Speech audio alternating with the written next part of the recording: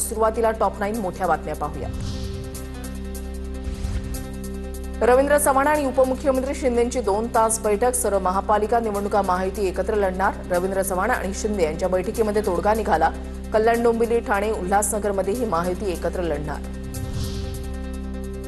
कल्याण, डोंबिवली, ठाणे, उल्हासनगरमध्ये ही महायुती एकत्र लढणार। दोन्ही पक्षांच्या स्थानिक पदाधिकाऱ्यांची कमिटी स्थापन करणार। जागा वाटपाचा फॉर्म्युला ठरवला जाणार।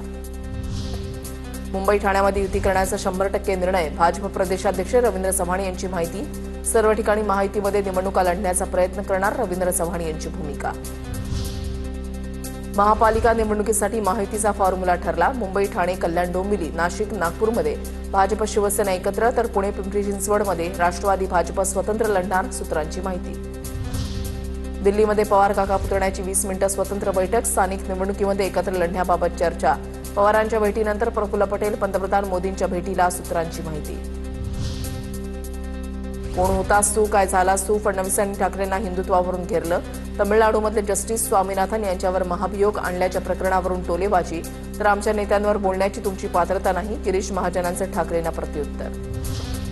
अॅनाकोंडाचा मुंबई गिळंकृत करण्याचा प्रयत्न। उद्धव ठाकरेंची अमित शहांवर टीका।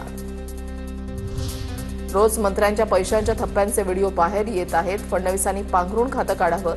भ्रष्टाचारी लोकांना पांघरुणामध्ये घेतलंच तू म्हणत उद्धव ठाकरेंनी फडणवीसांना डिवचलं।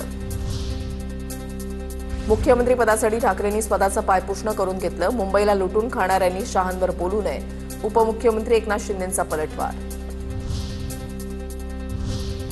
आता पाहूया टॉप 9 मोठ्या राजकीय बातम्या। मुंबई विधान भवन राड्याचा अहवाल आज सभागृहात ठेवला जाणार। सूत्रांची माहिती। आव्हाड आणि पडळकर समर्थक भिडल्याचं प्रकरण। विधानसभा विशेषाधिकार समितीचा अहवाल आज मांडला जाणार।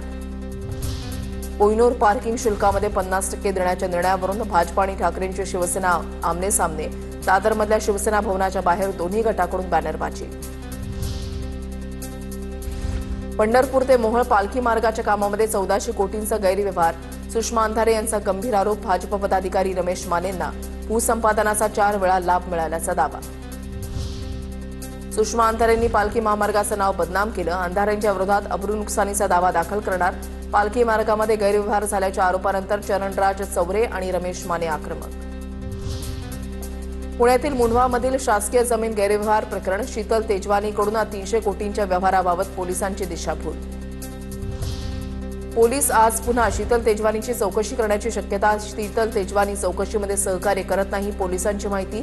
शीतल तेजवानी सध्या मुंढवा जमीन गैरव्यवहार प्रकरणी अटकेत।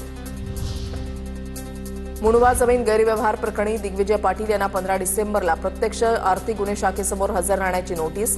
यापूर्वी 2दा दिग्विजय पाटील यांना चौकशीला बोलावून गैरहजर राहिल्यानं पुणे पोलिसांची नोटीस। गौरी पालवे मृत्यू प्रकरणामध्ये आरोपी अनंत गर्जेचा भाऊ आणि बहिणीच्या अटकपूर्व जामीन अर्जावर आज सुनावणी। याआधी सुनावणी तहकूब करण्यात आली होती। दरम्यान आरोपी अनंत गर्जे पंकजा मुंडेंचा पीए होता। काँग्रेसचे ज्येष्ठ नेते शिवराज पाटील चाकूरकरांचं निधन। लातूरमध्ये वयाच्या 90व्या वर्षी राहत्या घरी घेतला अखेरचा श्वास।